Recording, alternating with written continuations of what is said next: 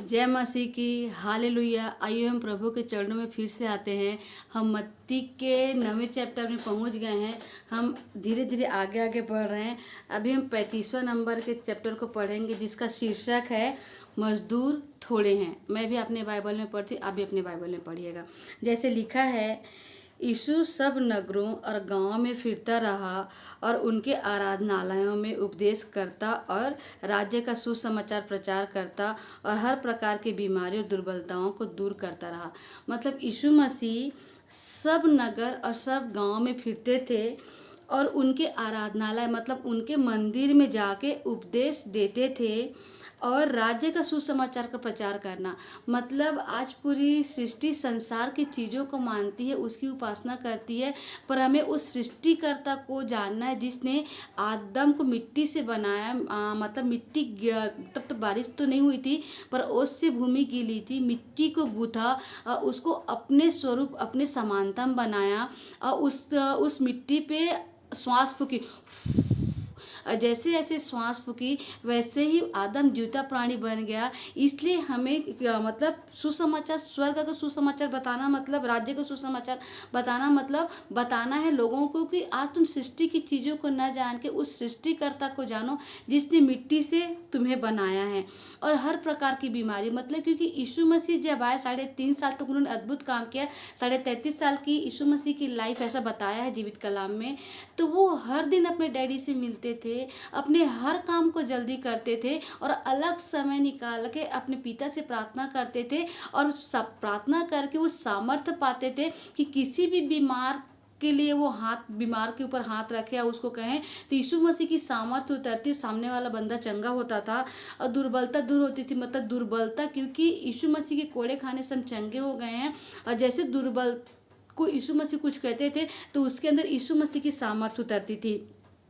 36 में लिखा है, जब उसने भीड़ को देखा तो उसको लोगों पर तरस आया। मतलब यीशु मसीह जब वचन प्रचार करते थे तो बहुत बड़ी भीड़ यीशु मसीह के पीछे आती थी और यीशु मसीह को उस भीड़ को देख के यीशु मसीह को उन पे तरस आता था। आगे लिखा है, क्योंकि वे उन भेड़ों के समान जिनका कोई रखवाला ना हो। मतलब वो ऐसे भटकते थे कि कोई उनको परमेश्वर का राज्य का सुसमाचार सुना दे। मतलब एक भेड़ की जिंदगी ऐसी रहती है कि उनको सोचने समझने की क्षमता नहीं रहती। यदि एक भेड़ कुएं में कूदेगा तो बाकी सब के सब कुएं में कूद जाते। इसलिए उनको देख के यीशु मसीह को तरस आता था कि मेरे पीछे घूमते हैं कि मैं परमेश्वर के राज्य का सुसमाचार सुनाऊं, क्योंकि वे उस भेड़ के समान है जिनका कोई रखवाला नहीं, जिनको कोई मार्गदर्शक नहीं। क्योंकि यीशु मसीह को पता था कि 3.5 साल के लिए ही वो मनुष्य मतलब परमेश्वर के राज्य का सुसमाचार सुनाए। इसीलिए बोलते थे कि 3.5 साल तो खत्म हो जाएंगे। इसीलिए यीशु मसीह ज़्यादा से ज़्यादा लोगों को सुसमाचार सुनाते थे कि ये मेरे जैसे बने और मैं 3.5 साल बाद तो चला जाऊंगा, तो जो काम मैं छोड़ के गया हूँ वो मेरे बाद इस काम को करे। और तारीफ करते यीशु मसीह। आपके 12 चेले थे मेरे खुदा, यहूदा इस्करियोती ने आपको तो पकड़ाया, पर बाकी आके खुदा 12 चेलों ने खुदा आज सबको सुसमाचार सुनाया। आज जीवित कलाम सबके पास है खुदा, जिसको पढ़ के खुदा हम आपके जैसे बदलते चले जाते हैं। उसके बाद लिखा है, व्याकुल और भटके हुए थे। मतलब वो भेड़ की तरह थे जिनको कोई संभालने वाला, कोई रखवाला नहीं था। वे भटकते थे कि कहीं से हमें परमेश्वर का राज्य का सुसमाचार पता चले जाए और उसकी तरह हम बदलते चले जाएं। उसके बाद 37 में लिखा है, तब उसने अपने चेलों से कहा, मतलब उन भीड़ को देख के यीशु मसीह ने अपने चेलों से कहा, पके खेत तो बहुत हैं पर मजदूर थोड़े। मतलब यीशु मसीह उस लोगों को देख के बोलते कि हाँ, इनको नीड है परमेश्वर की राज्य की, पर हमारे पास मजदूर नहीं। क्योंकि यीशु मसीह जानते थे कि 3.5 साल बाद मैं चला जाऊँगा। इसीलिए यीशु मसीह अपने दिन भर अपने साथ रहते थे कि यीशु मसीह का स्वभाव उनके पास उतरे, वो यीशु मसीह जैसे बदलते चले जाएँ।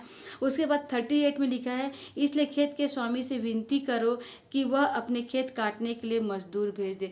मतलब खेत के स्वामी मतलब परमेश्वर से विनती करते हैं कि परमेश्वर, देखिए बहुत सारे लोग जिनको आपके वचन की नीड है, तो खुदावन ऐसे लोगों को भेज जो मैं वचन को प्रचार करूं खुदावन, तो मेरे जैसे बदलते चले जाएं और 3.5 साल बाद तो चला जाऊंगा, तो मेरे काम को पूरा रखें। और तारीफ करती खुदावन कि सच में खुदा यीशु मसीह आप उस काम को करके चले गए। और तारीफ करती खुदावन कि आपके जीवित कलाम को पढ़ के खुदावन हम आपके जैसे बदलते जाते हैं। मेरे खुदा, आज बहुत लोग हैं खुदा नागपुर में खुदावन जो तेरे सुसमाचार को नहीं जानते और तेरे उस काम को पूरा करने का अधिकार तूने दिया है। मेरे खुदा, हम हम तो पापी थे, पर तारीफ करती खुदा ना आपने खुदा हमारे लिए आज से 2024 साल पहले क्रूस पे कुर्बान होकर खुदा हमें परमेश्वर के पुत्र पुत्री होने का अधिकार दिखाए। और तारीफ करती खुदा इस कलाम को पढ़ के खुदा हम तेरे जैसे बदलते चले जाए। तारीफ करती खुदा सारी आदर सारी महिमा आपको मिले, यीशु मसीह के नाम से मांगती हूँ, आमीन आमीन आमीन।